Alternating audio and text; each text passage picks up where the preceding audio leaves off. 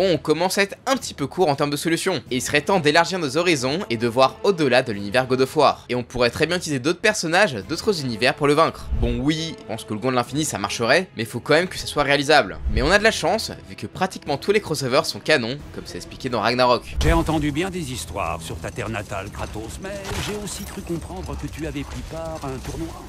J'ai disputé de nombreux tournois.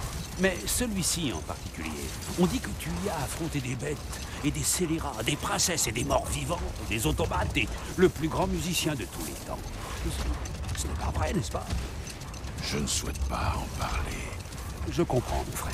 Bon, on va voir quelques crossovers et voir qui peut potentiellement gagner contre Kratos. Alors, on a Hot Shot Golf. Bon, je pense pas que les golfeurs vont faire quelque chose à part jouer contre lui. Dans Little Big Planet, c'est juste un costume. Sinon, il y a PlayStation All-Star Battle, mais pas de pouce, c'est le personnage le plus fort du jeu. Non, franchement, sérieusement, est-ce que vous pensez qu'il y a un truc dans le roster qui pourrait le battre? Sinon, il a été dans Soul Calibur, et en soi, les personnages de cet univers sont pas si forts que ça. Bon, bah, en théorie, Kratos les atomise. Alors, il nous reste quoi? Ah, Fortnite. Bah, pourquoi pas en vrai? Comme vous l'avez déjà dit, il y a des personnages super craqués. Après, bon, concernant Midas, je pense pas qu'il pourrait transformer Kratos en or. Après tout, le fantôme de Sparte a tué un autre Midas dans ses propres jeux. Mais il y a tout plein de personnages assez puissants pour potentiellement le vaincre. Beerus, Superman ou encore le Doomslayer. Et apparemment, je suis pas le seul à le penser. Mais ça pourrait faire un bon combat et pourquoi pas une vidéo. Mais en vrai, on se prend un petit peu trop la tête pour rien par rapport à Fortnite. Vu que dans le loop, tout le monde est sensible aux balles. Donc Kratos est également vulnérable. Mais après, il reviendra vu que c'est un petit peu le concept de Fortnite. Donc en soi, tu peux le tuer, mais pas définitivement. Sinon, pour les autres jeux, il nous reste Mortal Kombat.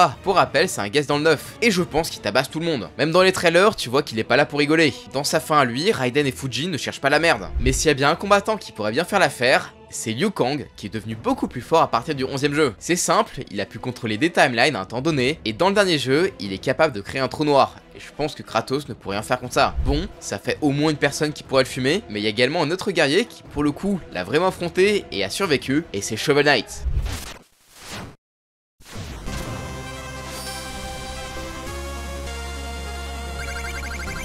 Alors c'est simple, Shovel Knight a tellement bien combattu Kratos que ce dernier a arrêté le combat. Le Spartiate se chiait dessus, il était même choqué qu'il puisse le vaincre avec une simple pelle. Il le trouvait juste trop dangereux. Et le pire, c'est que c'est canon dans Shovel Knight et dans God of War. Donc ouais, le Shovel Knight pourrait très bien faire l'affaire. Et voilà donc comment tuer Kratos.